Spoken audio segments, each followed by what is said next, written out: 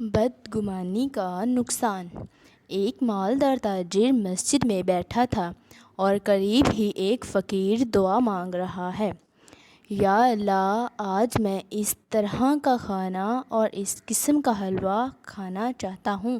تاجر نے یہ دعا سن کر بدگمانی کرتے ہوئے کہا، اگر یہ مجھ سے کہتا تو میں اسے ضرور کھلاتا، مگر یہ بہانے سے مجھے سنا رہا ہے تاکہ میں سن کر اسے کھلا دوں۔ واللہ میں تو اسے نہیں کھلاؤں گا۔ وہ فقیر دعا سے فارغ ہو کر ایک کونے میں سو گیا۔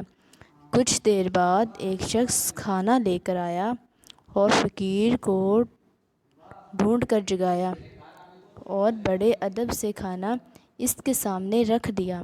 فقیر نے اس میں سے کچھ کھایا اور بقیہ واپس کر دیا۔ تاجر نے دیکھا تو یہ وہی کھانے تھے جن کے لیے فقیر نے دعا کی تھی۔ تاجر نے کھانا لانے والے کو اللہ تعالیٰ کا واسطہ دے کر پوچھا، کیا تم انہیں پہلے سے جانتے ہو؟ جواب ملا، ہرگز نہیں، میں ایک مزدور ہوں۔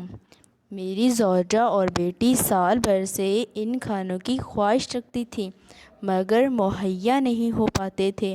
آج مجھے مزدوری میں ایک مثقال سونا ملا تو میں نے اس سے گوشت وغیرہ خریدا اور گھر لے آیا۔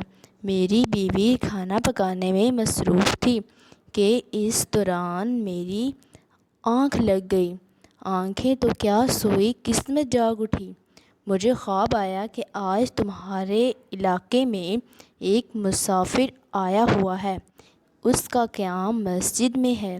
جو کھانے تم نے اپنے بیوی بچوں کے لیے تیار کروائے ہیں، ان کھانوں کی اس سے بھی خواہش ہے، اس کے پاس لے جاؤ، وہ اپنی خواہش کے مطابق کھا کر واپس کر دے گا۔ نیند سے اٹھ کر میں نے حکم کی تعمیل کی جس کو تم نے بھی دیکھا۔ تاجر کہنے لگا، میں نے ان کو انہی کھانوں کے لیے دعا مانگتے سنا تھا، تم نے ان کھانوں پر کتنی رقم خرچ کی؟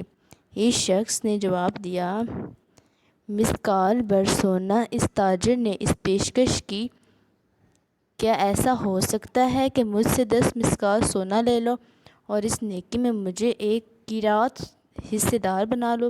اس شخص نے کہا، یہ ناممکن ہے۔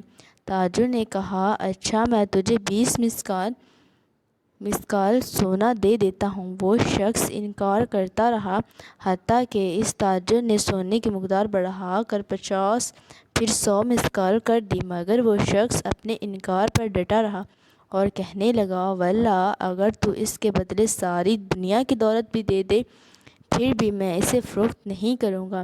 تمہاری قسمت میں یہ چیز ہوتی تو تم مجھ سے پہل کر سکتے تھے، لیکن اللہ تعالیٰ اپنی رحمت کے ساتھ خاص کرتا ہے جسے چاہے۔